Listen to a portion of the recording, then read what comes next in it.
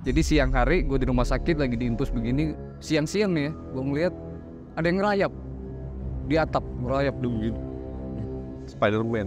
Iya, hitam, gelap gitu, kayak genderuwo, bulunya tebel, giginya taring. Melihat subuh-subuh jam 1 gue teriak-teriak karena gue ngeliat ada 2 sosok hitam kayak malaikat, kayak dia begini ngeliatin, nih 2 hitam ngeliatin gue tuh. Gue ngeliat, astagfirullahaladzim begitu, pergi kau, pergi gitu. Kalau kita bahas masalah politik misalnya, apa yang akan terjadi menurut lu dalam waktu dekat ini? Perpecahan, merebut posisi presiden. Wow, kudeta. Akan ada kudeta presiden? Ya, dia mencoba. Ada orang yang mau mencoba untuk kudeta. Assalamualaikum. Waduh, kita hari ini kedatangan Hart Gumai. Mai, lu panggilannya Hart keras dengan Hart nih keras. Nama asli lu tuh bukan, bro? Nama asli. Nama asli memang Hart itu panjangnya Hardiansyah. Oh. Gue pikir memang Gumai yang keras gitu kan. Iya. Lu apanya yang keras nih, gue pikir karakternya. Iya. Dan memang nih orang pemarah nih. Kelihatan nih kan. Jadi gue ngeramal jadi kan. Bener itu bener. Ya, lu pemarah banget. Lu pemarah, lu gampang banget bisa makanya kena perut nih penyakit lu kan. Iya. Bener. Temperamen berat lu. Iya. Iya. Tapi dia gak dendaman, men. Betul. Ya. Gak dendaman. Gampang Marah, maafin. tapi ada orang-orang banyak sekeliling lu akhirnya gara-gara lu marah itu akhirnya sebel sama lu juga. Iya. Sebel sama lu, tapi sebenarnya dia gak dendaman, orang baik. Bener. Marah selesaiin di situ ya. Iya. Biar lu gak sampai ke bawah ke fisik kan akhirnya. Betul, iya. Mai, sekarang lo udah jauh lebih inilah dari yang gue lihat terakhir. Lo kan kurus banget tuh, bro. Iya benar. Kurus sampai ngitam badan lo, bro. Sampai menghitam gitu kan. Iya, kayak kena azab ya. Kayak kena azab Iya, gitu kan. benar, iya. Azab siksa dunia. Iya, Siksa benar. kubur belum. Benar. Gimana, bro? Sedikit dong cerita ke gue dong, bro. Jadi waktu itu kan jadi awal mula itu mulai ngerasa sakit, bener-bener ada perubahan di badan gue itu selesai pendidikan Komcat. Komcat Angkatan Udara, kelar, pulang, selesai dilantik, pulang. Tara nih, bro, hati-hati.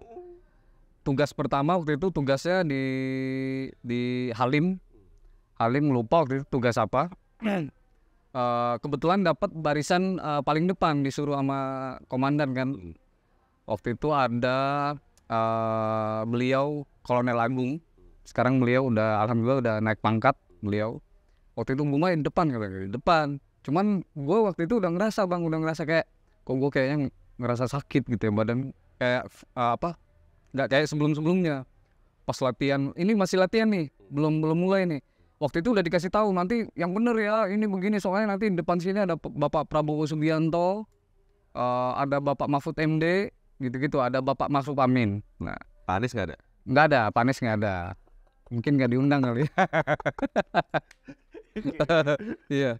Nah, saat itu Pak Jokowi kebetulan lagi tugas, lagi keluar negeri. Nah, diwakilkan oleh Bapak Ma'ruf Amin datang. Jadi yang bener. Jadi gue barisan paling depan saat itu. Kejadian pas lagi latihan, defile, pak di tengah-tengah bagian depan langsung gini, langsung keluar semua muntah. Itu jam 12 siang, panas gitu, muntah semuntah-muntahnya. Ditarik sama temen, dan gue refleks juga ke belakang, langsung tukar posisi begini, satu-satu ya, kan ada 5 atau 7 baris gitu, mundur satu sambil muntah, jadi muntahan semua di situ. Teman-teman gue yang tentara tuh begini semua tuh gitu. Jadi paling belakang disamperin sama pelatih, salah satu pelatih di situ di Halim bilang, istirahat aja ke belakang tuh, tim medis sudah di ujung tuh. Gue nggak mau tuh, karena sebuah kebanggaan buat gue waktu itu tugas pertama gitu loh, dan seneng gitu loh.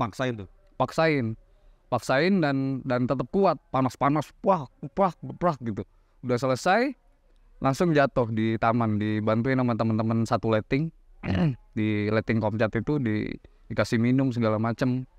Sedangkan itu kita harus masuk barak waktu itu lebih kurang 2 minggu apa ya kalau nggak salah ya. Dan kalau mau pulang gue bisa aja gitu, dengan alasan memang gue sakit kan segala macam. Cuman gue tuh orangnya ngerasa kayak gue tuh orangnya bertanggung jawab gitu loh. Dan gue ngerasa gue sudah berterima kasih, gue dijadiin Komcat tentara dan ini tanggung jawab gue dan gue harus selesain. kalau gue harus pulang artinya gue kalah dengan ini gitu loh, dan gue harus kuatin badan gue. Sama kayak waktu gue pendidikan TNI, mati-matian disiksa segala macem, gue harus selesain gitu loh apa yang gue mulai. Iya. Tuntas ya? Harus tuntas. Dari situ udah mulai, dari situ ketahuan bahwa keadaan fisik badan gue tuh udah mulai sakit. Pulang ke kamar geletak, singkat cerita mau makan nggak bisa, nggak nafsu, minum nggak nafsu, segala macam berhari-hari, sampai akhirnya badan gue ngurus banget di kasur tuh gue geletak aja gitu. Sampai akhirnya gue ngubungin teman buat datang. Itu tahun berapa dulu tuh ya, Bro? Itu Pasca Covid ya? Iya. Pasca Covid ya? Setelah Covid kalau nggak salah ya? Iya, setelah Covid ya. Iya, setelah Covid. Iya, setelah Covid. Waktu pendidikan itu masih Covid ya, masih Covid. Setelah Covid kejadian itu, terus baru ketahuan, akhirnya dibawa ke rumah sakit Siloam, di Pancoran gitu. Di situ baru dokternya bilang kamu kena GERD. Kamu GERD kata dia gitu, asam lambung begini telat makan atau apalah gitu kan, segala macam. Dan gue nggak anggap serius waktu itu. Cuman fisik gue udah berubah, udah ngurus. Dulu kan gue gemuk. Iya. Kalau dilihat jejak digital dulu gue gemuk tuh, sampai tirus gitu segala macam. Tapi sekarang better banget. Sekarang udah better banget. Iya. Pandangan orang dulu, sama termasuk orang-orang terdekat gue, tempat gue tinggal tuh ada Mas Yopi bilang mungkin karena lu udah jadi tentara om, lu di ini segala macam. Memang dulu waktu itu gue dibentuk sama pelatih supaya six pack, supaya ngurus, supaya kebentuk badan dan kebentuk. Mikirnya begitu dulu. Oh ini gara-gara TNI kemarin ya pendidikan. Iya. Ternyata enggak. Ternyata itu gara-gara gue mulai sakit. Terus akhirnya singkat cerita makin parah dibawa pulang ke Palembang. Bukan dibawa, gue mau pulang sendiri. Karena di sini gue kan sendiri, keluarga besar segala macam di Palembang semua, di Sumatera Selatan. Gak ada yang ngurus gitu. Kalau mau minta urus teman segala macam gue nggak mau gitu. Dan gue orangnya keras kepala. Memang orangnya bener sih, lu keras kepala banget. Iya bener kata teman-teman gue orangnya keras kepala. Terus sulit buat, kalau dulu ya, kalau sekarang gue berusaha untuk merubah diri. Sulit untuk menerima kritik. Iya. Dikritik orang enggak. Lu bisa menerima kritik terhadap orang yang lu segani. Betul. Gue yang seganin dan gue yang suka. Iya. Gue idolakan. Iya. Gue mau mengabdi. Iya. Nurut sama dia. Gue suka sama nih orang nih. Katakanlah. Buat lo orang yang enggak gitu. Iya. Nolak, nggak akan gue lakuin, nggak akan gue terima. Dan tapi gue jadi sotoy gitu, gue jadi gue yang peramal. Iya benar ya. Benar kok. Kalaupun face to face kayak gini bang, misalkan katakanlah ada orang lain nih, katakanlah gue nggak suka sama dia, gue tetap hormati, tapi gue menghormati ya tapi dalam otak tuh apa sih, mengapa sih gitu, nggak akan gue terima gitu. Masuk sini keluar sini, nggak akan gitu. Jadi memang saat itu saran dari teman-teman segala macam nggak ada yang gue terima tuh. Tidak ada orang terdekat yang bisa gue ikutin, gue turutin. Dan saat itu memang gue berharap ada orang-orang terdekat. Jadi gue punya sahabat gue jauh gitu. Teman banyak, tapi gue tuh orangnya bang, gue berteman, tapi gue selalu membatasi. Karena teman buat gue itu hanya mereka cuma maunya seneng-seneng aja gitu loh. Dan saat itu terlihat pada saat gue sakit pun kelihatan yang mana sahabat, yang mana teman gitu. Nah jadi saat itu makin parah karena gue nggak mau dengerin omongan teman segala macam. Coba Mai cek ini, coba itu, coba begini, kamu begini, nggak mau denger. Bawa pulang ke Palembang, akhirnya pulang sendiri itu dicek di rumah sakit, di ronsen. Di rumah sakit pertama gue pindah sampai 2 rumah sakit waktu itu dirawat. Cek pertama endos. Iya. Oke. Bener GERD. Jadi di lambung gue tuh ada bolong gitu katanya. Jadi makanya makanan nolak segala macam. Pulang ke rumah itu bang, emak gue tuh nangis. Nangisnya tuh histeris dia. Dijemput sama kakak di bandara. Dia udah curiga. Jemput gue di Garbarata. Izin sama petugasnya. Kalau enggak lo minta ngomong ke abang gue ya, abang kandung Palembang. Kalau enggak lo minta jemput, dia bilang sama petugasnya jemput gue di Garbarata. Lo kenapa dek kata gitu? Gue sakit gituin. Sampai gue mau nangis itu. Gue nggak bisa jalan gitu. Dan gue sendiri loh. Gue bawa tas itu berat, nggak bisa ngangkat.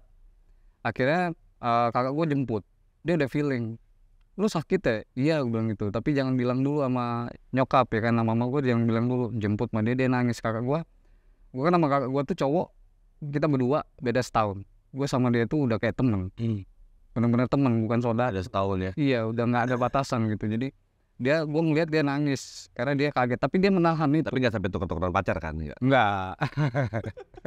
Enggak. Dia matanya merah tapi dia tahan. Dipegang sama dia, dek katanya gitu. Sampai ke rumah, mak gue di ruang tamu tuh teriak-teriak nangis histeris karena ngeliat badan gue tuh drastis.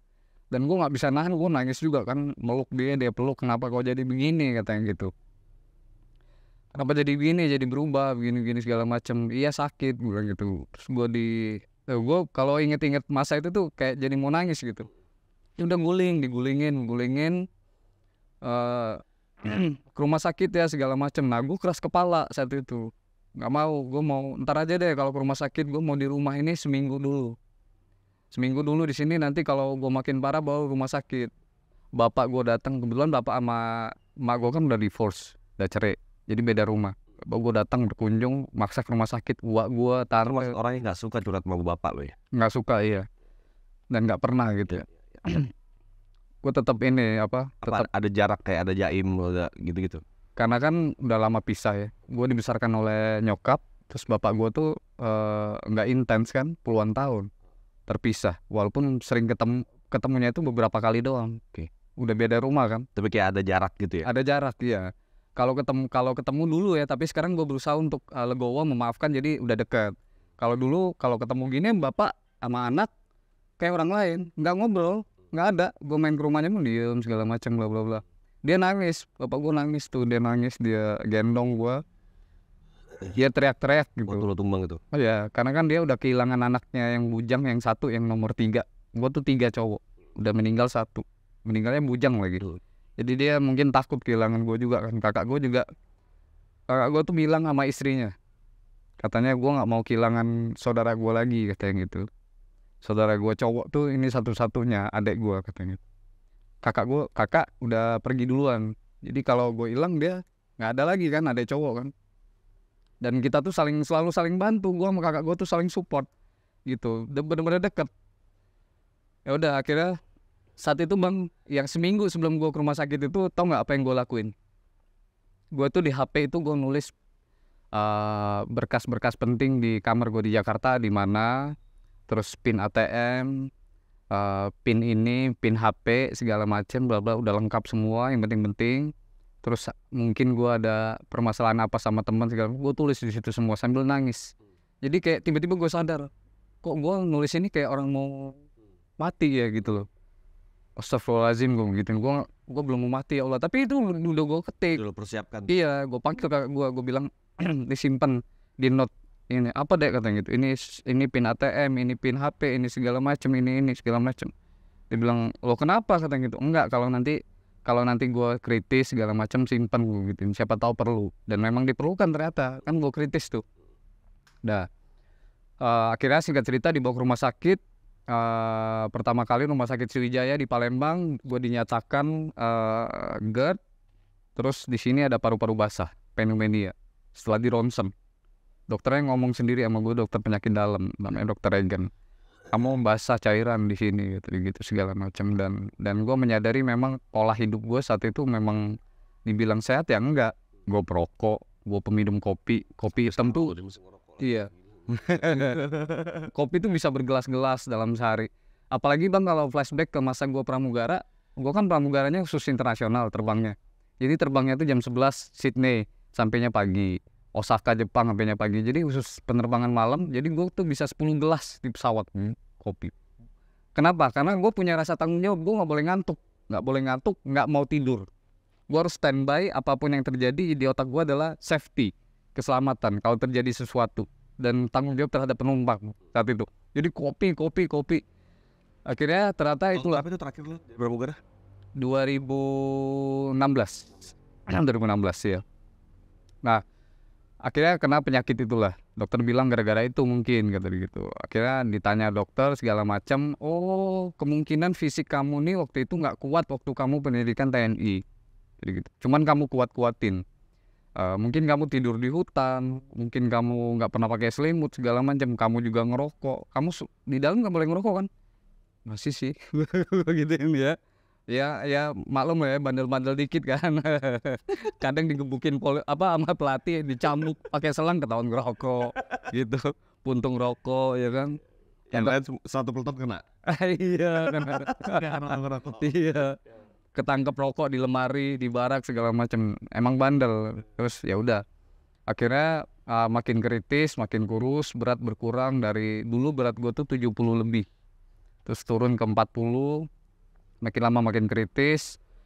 Dokternya nyaranin pindah ke rumah sakit umum daerah yang lebih besar. Ada peralatan segala macam bla bla bla. Di situ gue makin yang gue tuh nangis, terus dibawa ke sana masih nangis segala macam, karena di otak gue tuh bang, gue tuh orangnya merencanakan kehidupan itu, selalu gue rencanakan besok gimana, besok harus kemana, besok harus apa yang gue lakuin, 5 tahun ke depan gue harus jadi apa, gue harus gimana, siapa aja yang harus gue temuin, siapa yang itu, gue orangnya begitu. Dan gue ngerasa itu dalam satu hari itu nggak produktif atau nggak ada yang gimana, lu kayaknya bete tuh di situ tuh. iya Ya.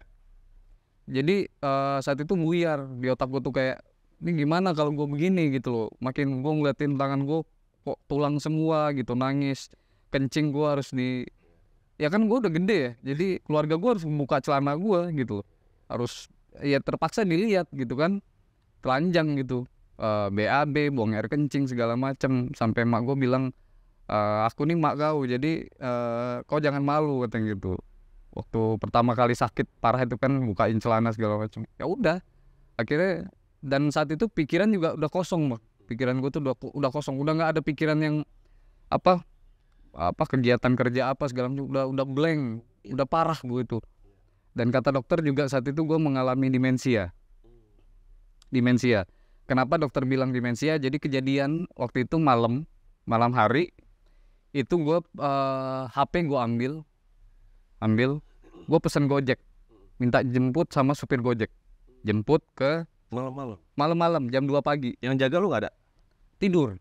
Oh, udah tidur. Iya, mak gue tidur ya? kakak gue tidur ya, diem Gojeknya datang depan, gue keluar diem segala macam. Singkat cerita dapat, naik kemana banget gitu, ke Indomaret gitu. Indomaret ngapain?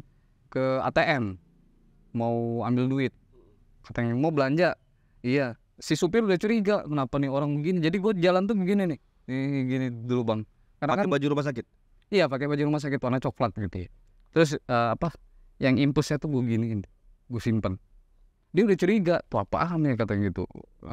Akhirnya singkat cerita diantar ke ATM, 3 kali gue pencet salah terus tuh pin, dia masuk ke dalam, si supirnya begini ngeliatin. Dan syukurnya alhamdulillah ini supir orang baik.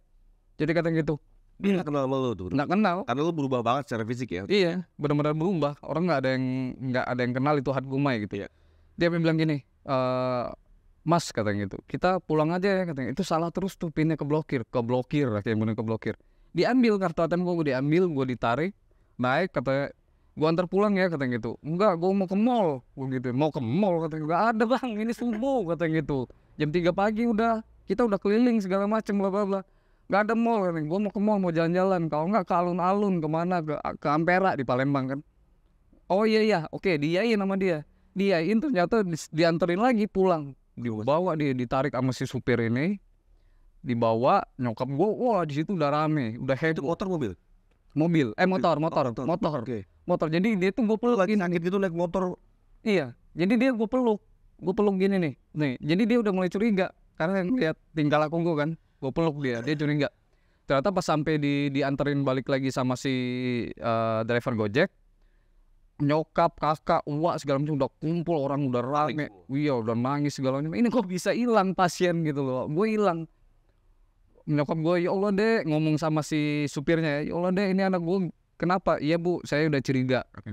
Saya udah curiga dari awal segala macam. Jadi gini. Untungnya ketemu saya. Kalau ketemu super yang maaf nih, yang bandel, kita kan nggak tahu ya katanya. Mungkin nanti dibegal. Dia tadi ke ATM, pin duitnya diambil segala macam. Jadi saya anterin pulang. Dia minta antar ke mall segala macam. Udah. Jadi kaget juga. Bapak gue ngajak ngobrol supir segala macam, bla bla bla. Ngomong ke dokter bilang, jadi Gumai ini mengalami demensia, yang penyakit orang tua. demensia. Dan itu benar bang, gue ngerasain itu. Nggak hanya demensia tapi apa ya nama penyakitnya. Jadi gue berubah karakter gue tuh. Ketika gue mau makan ya, mama I want to eat, pakai bahasa Inggris. Iya, pakai bahasa Inggris. Jadi bapak gue duduk diem, dia mau ketawa tapi dia nahan nih anak gue kenapa gitu kan. I want to eat. Oh oke, kata nyokap kan, dia pakai hati lah ngelainin gue tuh. Oke, makan ya. Iya. Tapi bapak makan juga dong. Nah, jadi itu aneh tuh. Jadi bapak gue kayak mungkin dia ngerasa aneh, ini anak kenapa ya? Puluhan tahun gue nggak pernah hubungan sama gue tuh kan ada batasan. Nyokap bokap jadi barang tuh gara-gara. Jadi barang, iya jadi berdua. Dan gue negor bapak gue tuh kayak bener-bener anak dan bapak, padahal 30 tahun lebih loh nggak pernah bersama. Ada batasan banget kan. Tapi di situ tuh kayak bapak makan juga dong gitu. Ya sini aku suapin ya. Tidak, kau yang kusuapin kata bapakku segala macam. Jadi banyak bang perubahan. Terus dokter juga bilang gue akan mengalami halusinasi, dan itu gue alami. Jadi siang hari gue di rumah sakit lagi diinfus begini, siang-siang nih ya, gue ngeliat ada yang ngerayap di atap, ngerayap dulu begini. Spiderman. Iya, hitam, gelap gitu, kayak genderuwo, bulunya tebel, giginya taring. Melihat, yuk bilang gitu. Kalau orang Palembang itu mbak, panggilannya Ayu kan, kakak perempuan Ayu. yuk itu yuk lihat yuk, itu genderuwo. Apa deh kata gitu, genderuwo kata gitu. Itu lagi ngerayap tuh itu beneran sumpah demi Allah tuh lihat tuh, nggak ada kata gitu, nggak ada. Jadi saat itu pun gue sadar, dalam keadaan sadar. Jadi gue ngerasa gini, emang gue ngeliat genderuwo atau ini halusinasi? Itu gue sadar kok. Soalnya gue bisa berpikir, kemarin dokter bilang gue akan mengalami halusinasi. Apa ini halusinasi? Apa ini gue ngeliat beneran genderuwo ya gue gitu? Dia ngerayap. Mana kata nyokap? Nah tuh, nah dia di sini nih. Nih ini dia di sini. Gue udah berdiri gitu. Nah ini dia. Satu itu. Kedua, malam-malam subuh-subuh jam 1 gue teriak-teriak karena gue ngeliat ada 2 sosok hitam kayak malaikat. Kayak dia begini ngeliatin. Nih 2 hitam. Ngeliatin gue tuh. Gue ngeliat. Astagfirullahaladzim begitu. Pergi kau, pergi gitu. Gue kan kalau gue itu bang, kalau ngelihat yang asral gue ngelawan. Suka gue marahin. Apain kau bilang gitu. Pergi kau, pergi. Suka kata kakak gue, dek istighfar. Ikutin la ilaha illa anta, disuruh zikir lah segala macam. Karena kakak gue tuh percaya, kakak gue itu yang cewek percaya sama bahwa gue tuh orangnya bisa ngelihat gitu. Jadi dia mempercayai itu. Tapi gue ngerasa yang gue lihat ini kayak mau jemput. Yang gue tangkap ya, gue nggak mau mati. Susternya itu sampai nangis. Karena dokter tahu ini Hatbumai. Jadi susternya kayak kebawa, ini Hatbumai kayaknya ngelihat setan beneran gitu. Jadi dia ketakutan, nangis susternya. Di mana kata susternya? Itu di situ. Susternya langsung nangis kan, nggak takut lah. Dia mundur nyuruh temennya. Jadi kalau ini lucu juga nih. Susternya nyuruh temannya, lu aja tuh katanya Ahmad Gumai kata gitu. Katanya ada setan di situ kata gitu kan. Gede hitam. Terus nyokap langsung bilang halusinasi mungkin. Dokter kan bilang halusinasi, akan mengalami halusinasi, dan itu memang gue alami. Jadi tapi gue sadar karena gue berpikir dokter kemarin bilang halusinasi. Tapi ini beneran setan yang gue lihat apa halusinasi gitu loh. Dan saat itu gue nangis, gue zikir karena gue ngerasa apa ini mereka mau cabut nyawa, apa jemput, apa gimana gitu. Dan apa salah dosa gue ya Allah, gue gituin. Terus gue kan nggak bisa ngelihat dalam diri gue sendiri, apa ada orang yang nyantet gue, apa ada orang yang jahatin gue lewat goib gitu. Gue zikir terus nangis, gue minta wudhu, mau sholat, udah sholat di kasur aja kata kakak, sholat. Gue meminta maaf atas segala kesalahan, perbuatan apapun itu yang kemarin yang pernah gue lakukan. Gue minta kesembuhan, jangan dulu ambil nyawa gue gituin. Tolong kasih gue kesempatan. Sampai gue bernazar saat itu. Gue bernazar kalau gue sembuh, kalau gue sehat, dikasih kesempatan, gue bisa gemuk lagi, gue bisa ganteng lagi gitu dalam hati. Karena gue ngaca tuh, gue ngeliat muka gue kayak ngeliat jin. Iya, begini, kurus banget ya? Iya, sampai nangis gue ngeliat ini muka gue ya. Gue nangis, gue nggak mau ngaca saat itu, nggak mau tuh ngeliat HP segala macam. Kalau teman-teman datang, teman masa SMA datang, yuk foto yuk, gue nggak mau tuh, nggak mau karena beda. Dah.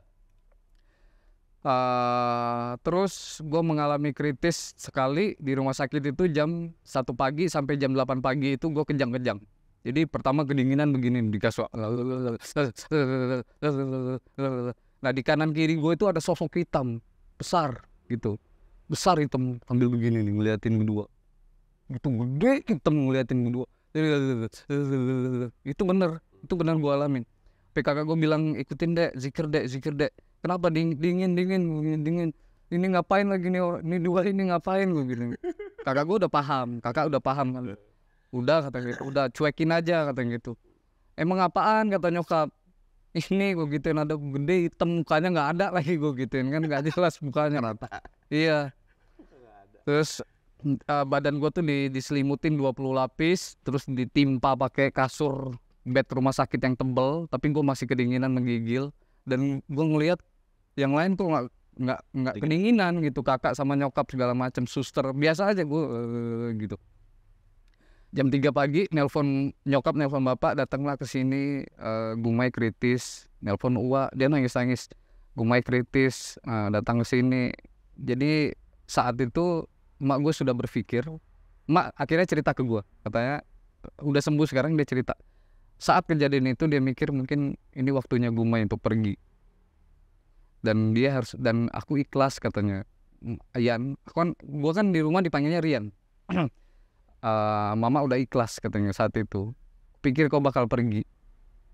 Dia nangis, tapi dia teriak-teriak situ, jangan pergi dulu katanya. Kalau kau pergi aku sama siapa, aku ngadunya sama siapa, aku minta duitnya sama siapa gitu.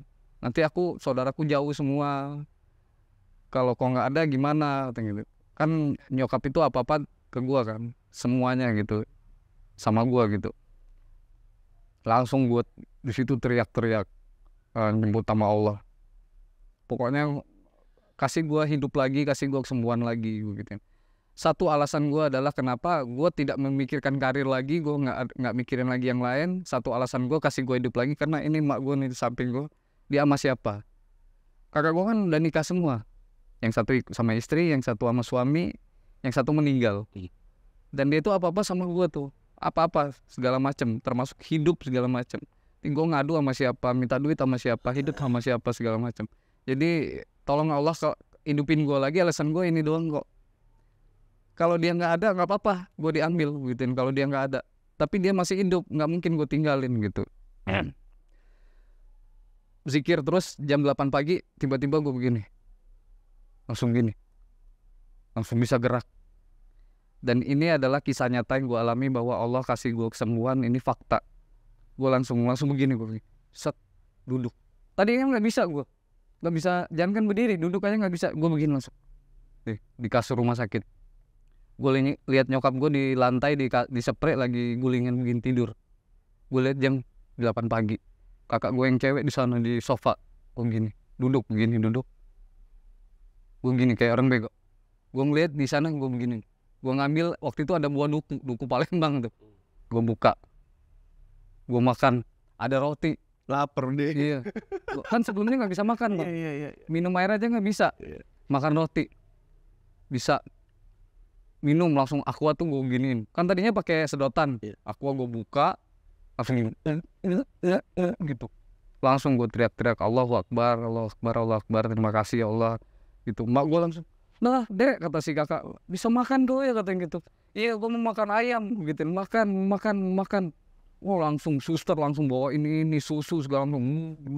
Jadi doa gue didengar, apa yang gue sampein langsung secara lisan kepada Allah itu dikasih langsung kesembuhan saat itu juga. Dan gue berterima kasih, alhamdulillah langsung bisa makan, langsung bisa duduk, langsung sembuh segala macem. Gue lupa 2 atau 3 hari setelahnya, 2 hari kalau nggak salah, dokter bilang boleh pulang. Kamu udah sehat, karena kamu udah coba berdiri, coba duduk, coba gerak segala macam, bla bla bla.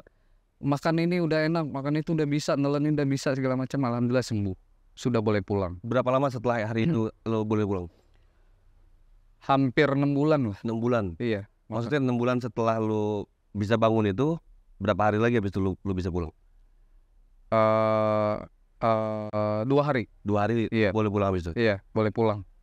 2 hari boleh pulang. Tadi grafik langsung begini ya. langsung langsung baik. Pulang sampai rumah, Itu 6 bulan lu di rumah sakit. di rumah sakit, 2 rumah sakit. Gonta-ganti kan, dipindahin ke rumah sakit yang lebih besar. 6 bulan itu. Hampir 7 bulan malah ya kalau nggak salah. Parah banget, kritis banget. Lumayan juga biaya lu, Bro. Hah? 6 bulan di rumah sakit lumayan juga biaya tuh. Waktu itu yang bantu gue bayar rumah sakit yang tidak ditanggung BPJS Bang Denny Sumargo. Densu. Jadi gue curhat sama dia, gue kan lumayan deket lah sama dia. Bang, gue sakit gini macam. Jadi gimana Mai? Lo ada BPJS nggak? Ada segala macam bla bla. Kayaknya udah lama Mai gini, coba video call segala macam. Densu bilang, ini gue transfer duit, pokoknya bayar yang apapun. Gue ini mah, jadi waktu itu gue harus 5 kantong darah transfusi, terus ada obat yang nggak dibayar segala macam bla bla bla. Sedangkan gue nggak kerja, syuting nggak pernah, job nggak ada berbulan-bulan loh.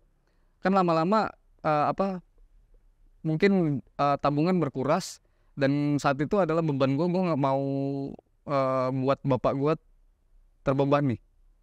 Walaupun bapak gue udah bilang tenang aja, sebesar apapun biayanya gue bisa ambil di bank, yang gitu. Karena dia kan PNS ya.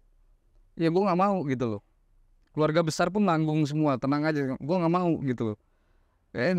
Akhirnya memang waktu itu dibantu sama Denny Sumargo, Bang Denny, Mas Rizky juga, Rizky Masa juga bantu saat itu. Dan ternyata memang nggak gede, alhamdulillah. Ternyata hampir semua itu di cover sama BPJS, dan tagihan itu nggak gede saat itu. Cuman alhamdulillahnya udah ditransfer duluan, udah dapet duluan gitu kan dari Bang Denny. Lumayan. Bayar sendiri sih. Iya. Untung BPJS cover ya. Iya. Dan saat itu Bang yang ditanggung adalah, kan gue BPJS itu kelas 3. Oh, lo naik ke kelas 1. Kan BPJS Komcat kan, yang TNI kan, kelas 3. Jadi kelas 3 tuh penuh semua. Dan nyokap juga nggak mau, katanya nanti nggak bebas nungguin segala macam, lo kritis. Jadi gimana caranya supaya bisa kelas 1? Kata dokter bisa, tapi bayar tambah per hari. Per hari, waktu itu per hari 200.000 berapa gitu. Itu berbulan-bulan kan, berapa tuh, jadi lumayan kan. Ya udah akhirnya nggak apa-apa kelas 1. Bilang nggak apa-apa kelas 1, gue ada tabungan, pakai duit tabungan gue segala macam. Yang penting keluarga bisa nyaman. Kalau kelas 3 kan rame Bang, 6 orang 8 orang berbaris kan. Iya. Ya alhamdulillah dapat kelas 1 sendirian. Jadi ya saat itu, dan gue bersyukurnya adalah saat sakit parah itu adalah gue mikir gini, gue tuh nggak pernah jahat sama orang. Ini maaf ya, bukan ria ya Bang. Gue tuh rajin sama salah satu, ada gue kenalan ustadz, dan gue tuh rajin untuk wakaf Al-Quran. Gue wakaf Al-Quran dari dulu gitu. Dan ternyata bener itu berguna buat gue saat gue sakit. Gue dikasih kesembuhan, mungkin didoain kali ya sama anak-anak biatu yang baca Al-Quran yang kita wakaf itu gitu loh. Jadi gue dikasih kesembuhan, dikasih kesehatan dari situ. Dan itu rajin gue ngelakuin itu. Jadi di sini gue bukan mau ria, tapi gue mau nyampain juga bahwa kita bersedekah, terus kita wakaf Al-Quran segala macam, itu bermanfaat untuk kesehatan kita. Gue bilang dia tuh happy kalau berbagi-bagi. Dia happy terus sebenarnya gue. Iya. Lu sering tuh Bro ya? Iya, rajin ya. Iya. Dan gue tuh berharap bahwa gue minta sehat aja deh. Minta sehat, kasih rezeki, kemudahan, kelancaran gitu. Dan itu terjadi sama gue gitu. Terus gini Mai, lu banyak yang bilang gue ini peramal, banyak yang bilang juga dukun. Kalau lu sendiri mengkarakterkan apa, menamai diri lu tuh apa Bro? Psikolog. Parapsikolog. Oh, parapsikolog. Iya. Iya. Kalau dulu kan di televisi, di media segala macam, Hart Gumai, pakar spiritual. Gitu. Gue juga ketawa bacanya, pakar spiritual, buset. Ntar pakar supranatural. Jujur gue ketawa, gue nggak mau begitu. Belakangan paranormal. Yang agak mendingan indigo. Nah beberapa kali akhirnya 1 tahun ke belakang gue minta di TV, di media, kalau mau kasih nama gue di situ Hart Gumai sebagai apa? Parapsikolog. Parapsikolog. Iya. Kenapa parapsikolog? Karena itu membedakan dengan paranormal. Kalau paranormal itu kan, maaf nih, ini kan pendapat saya pribadi, maaf kalau misalkan salah bisa dikoreksi. Adalah katakanlah dukun, orang yang nyari ilmu, bertapa, melakukan ritual hal-hal yang dilarang sama agama. Gue nggak tahu agama lain, tapi di agama gue Islam itu dilarang gitu, dan itu nggak boleh, musyrik, syirik gitu. Itu dukun. Sedangkan para psikolog itu tidak melakukan itu. Dan gue ngerasa gue tidak berguru, gue tidak cari ilmu, gue tidak bertapa, gue nggak naik gunung sampai nyari ilmu sana segala macam, gimana caranya ini itu segala macam, nggak pernah sama sekali, alhamdulillah. Jadi gue ngerasa yang tepat buat gue adalah para psikolog, karena para psikolog ini adalah orang yang beraktivitas seperti gue, memprediksi, menerawang, tapi tidak berguru. Tiba-tiba ada aja bisa sendiri gitu loh dari lahir. Nah itu para psikolog.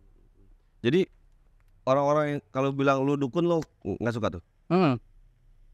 Nggak suka. Tapi gini Gua bro, bukan dukun. di dunia Islam ini kan banyak yang bilang katanya untuk ngebaca ke depan gitu itu nggak boleh. Gimana pendapat lo? Gue setuju. Gituan. Setuju karena jelas Lu nggak dianggap syirik gitu nggak? Iya, pendapat dari banyak orang di luar sana bicara seperti itu, bahwa orang yang bisa ngeramal, nerawang segala macam itu syirik karena ada jin yang membantu, di badannya ada kodam. Jadi jin itu harus dibuang nih. Kalau gue ngelihat dari ceramah salah satu alim ulama besar, dia bilang begitu. Dan memang tertulis, dan gue sebagai muslim itu tahu persis, tertulis jelas di dalam Al-Quran bahwa orang yang mempunyai kemampuan yang bisa nerawang, ngeramal segala macam, itu ada jin di badannya. Ada jin. Jadi gue ngerasa mungkin wallahu alam ya, apa memang ada selintas jin yang bantu segala macam. Tapi gue selalu melakukan ritual gue adalah sholat, ibadah. Gue minta sama Allah, zikir, sholat. Ya Allah, kalau misalkan memang ada sesuatu yang salah di badan gue, tolong dibuang, tolong dihilangkan gitu loh. Karena gue nggak mau nih salah jalan. Gue meyakini, mengimani iman dan takwa gue sepenuhnya 100% hanya kepada Allah Subhanahu wa Ta'ala. Jadi tolong kalau ini salah, tolong dibuang. Itu selalu gue lakuin sampai detik ini. Karena gue ngerasa kayak gue ngeramal alam, gue ngeramal politik, gue ngeramal artis, itu semua kejadian. Itu semua kejadian. Wah, Gumai tepat, wah Gumai ini segala macam. Gue muncul di mana-mana segala macam. Tapi gue juga bilang, ya Allah, kalau misalkan memang ini benar kemampuan murni dari diri gue, bukan bantuan dan yang lain-lain segala macam, tanpa gue sadari, tolong diperkuat lagi, karena gue mau bantu banyak orang. Dan ini juga jujur, gue tidak munafik, ini sekarang menjadi pekerjaan kehidupan gue. Gue kerja sekarang dari sini, di entertain, di TV segala macam, gue bisa hidup, bisa makan segala macam dari sini. Dari orang konsultasi itu. Iya. Jadi kalau misalkan memang benar baik, ya Allah, itu gue lakukan dalam sholat, tolong diperkuat. Dan ini benar, sumpah demi Allah nggak bohong, setiap gue berdoa seperti itu, habis sholat nama gue muncul lagi, Gumai. Jadi gue populer lagi, terkenal lagi, pecah lagi. Jadi gue ngerasa belakangan ini kok gue udah minta sama Allah, kalau memang buruk ya dibuang, kalau baik diperkuat. Tapi nama gue makin naik gitu loh. Gitu. Jadi ya sudahlah, jadi gue pasrah aja, ya Allah, ya udah kalau memang misalkan ini yang memang baik, ya udah jalanin. Jadi kalau misalkan ada orang bilang ada manusia dalam Al-Quran indigo itu salah, ya gue setuju kok, setuju.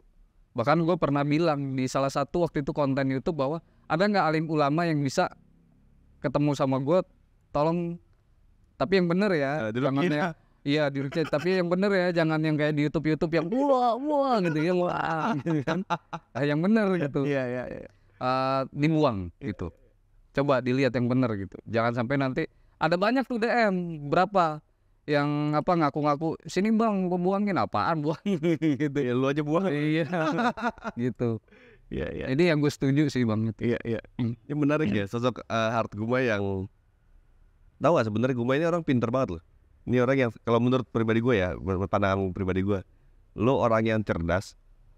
Dan mohon maaf bro, kalau gue pribadi agak kurang percaya sama dunia yang baca-baca yang lo mungkin bagi sebagian orang menangkapnya itu gitu ya, pandangan masa depan seperti apa, sebenarnya kalau gue lihat ini Guma ini orang yang cerdas dalam menganalisis sesuatu. Kalau bacaan gue pribadi ya. Iya. Jadi ini orang yang banyak hafal nama-nama orang juga. Bener gak men? Lu gampang menghafal nama orang gak? Iya. Iya. Iya, gampang. Lebih pokoknya dan lu punya apa namanya? Punya creative thinking yang cukup memadai lah. Akhirnya lu dari kesimpulan beberapa puzzle lu bisa dapat sebuah perkiraan kira-kira seperti ini. Apalagi kalau misalnya puzzle lu makin lengkap nih ntar nih. Lalu lebih yakin tuh sebut tuh DAX begitu. Ya bener ya? Iya, benar-benar. Bener ya bro ya? Iya, betul. Jadi kalau menurut gue sih lu gak usah diruqyah juga sih udah. Sorry ya, bukannya gimana maksud gue. Ya lu kelebihan dari diri lu dalam konteks gue pribadi ini bukan sebuah ilmu ataupun apapun. Ini memang kecerdasan dia pribadi aja. Kecerdasan dia entah apa disebut orang sekarang bilang indigo apa. Gue liatnya bukan masalah konteks indigonya. Ya lu pinter aja kan analisis. Ya sesuatu. Nah ini bakal apa kejadiannya kira-kira gimana? Karena ada pertanda-pertanda yang kira-kira sebenarnya pertanda ini kan jadi kayak bahasa-bahasa keramat ya. Padahal sebenarnya ya oh ini begini nih, oh ini bisa begini nih, ini begini, nah kejadian ini bisa begini nih, kan gitu ya bro ya? Iya. Bener nggak bro? Iya, benar-benar. Ini menurut gua Iya. pribadi, sorry ya kalau salah ya. Iya, benar. Gue setuju kok. Ya Lanjut, itu, bener. jadi pandangan gua Art Guma itu buat gue ya lo bukan dukun atau paranormal sih, tapi orang mungkin ngelihatnya jadi kayak dukun atau paranormal. Makanya gua sorry bro, gue kurang suka kalau lu begini-begini udah tuh. Main nih gue bilangnya begini apa? Sebenarnya dia kan udah bisa baca sebenarnya. Iya. Tapi kayaknya kebutuhan konten kan? Iya, kebutuhan aja. Biar rating naik. Jadi gini gitu. Gitu. Orang seneng tuh kayak dibohongin begitu kan gini-gini. Iya. Oh sebenarnya udah ada di kepala dia sebenarnya. Gini nih. Ataukah mungkin lo mau coba untuk konsentrasi dengan cara lo? Kadang ada ya orang mau lebih konsentrasi dengan pegang pulpen.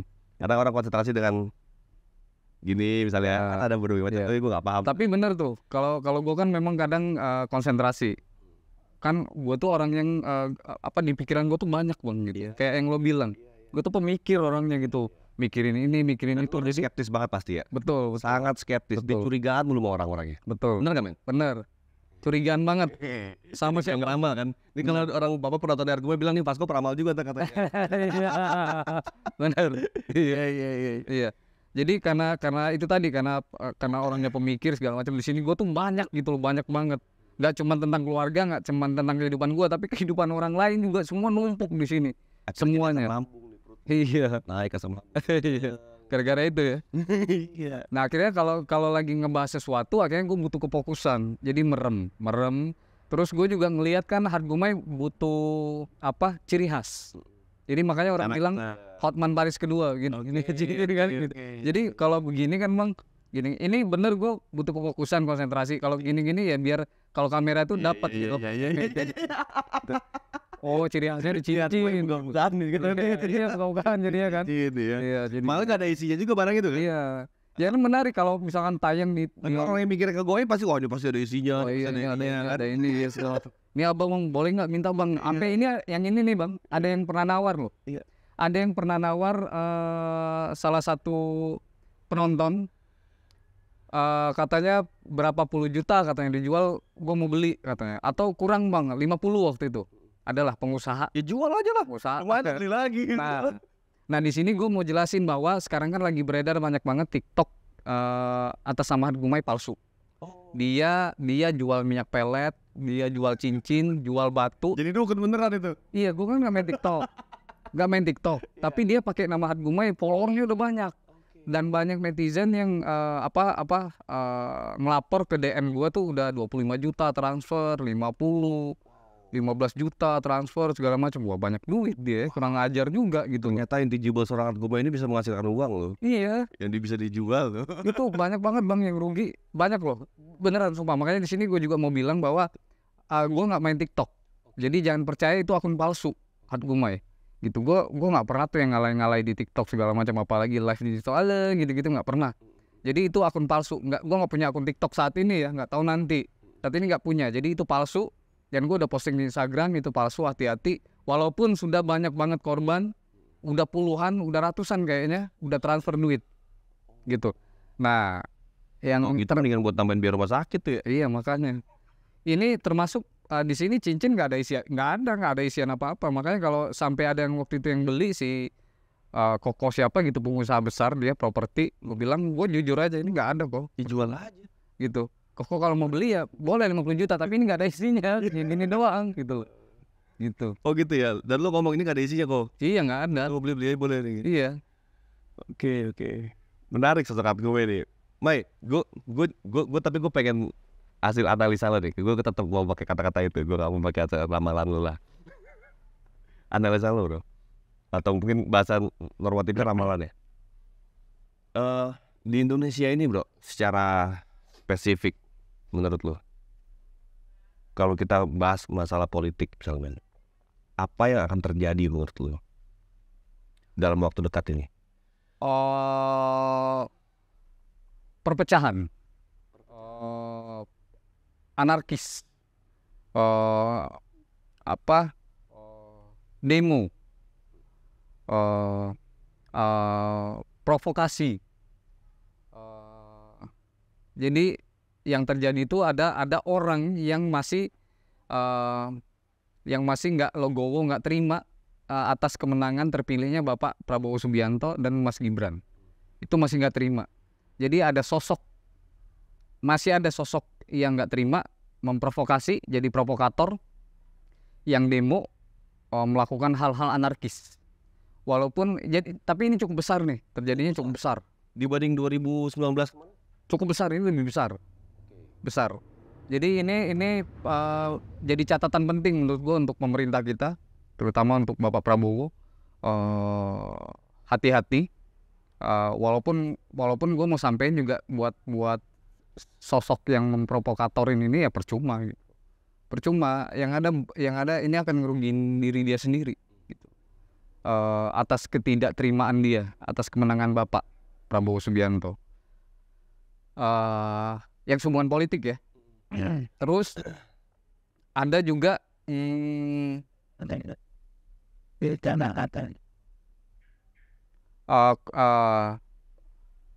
kudeta. Mengkudeta.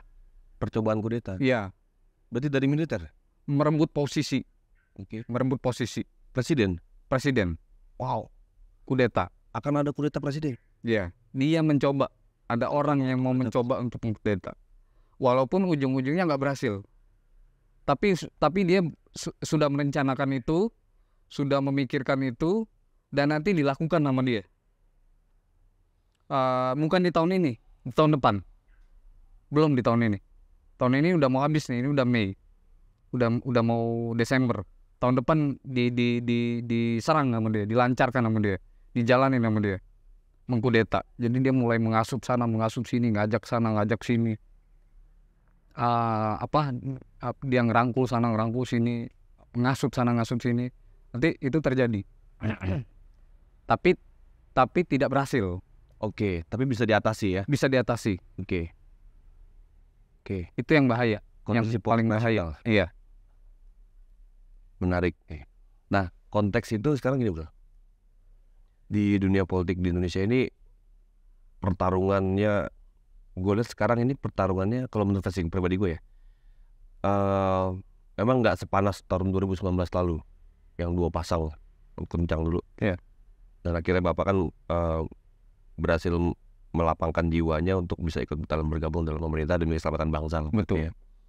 Nah, dan sekarang ini Pak Prabowo juga ngajak sebenarnya, udah yuk bareng-bareng sini, kita bareng-bareng kita bangun negara ini sama-sama. Nah, pendapat lu masih banyak orang yang nggak terima konteks itu. Kenapa sih? Nggak banyak, sedikit, nggak banyak. Tapi walaupun sedikit, ini orang otaknya tuh udah rusak gitu loh. Otaknya tuh bahaya gitu. Lebih baik kan gini istilahnya, lebih baik banyak tapi bodoh semua gitu ya kan. Tapi yang ini sedikit tapi otaknya jahat gitu loh.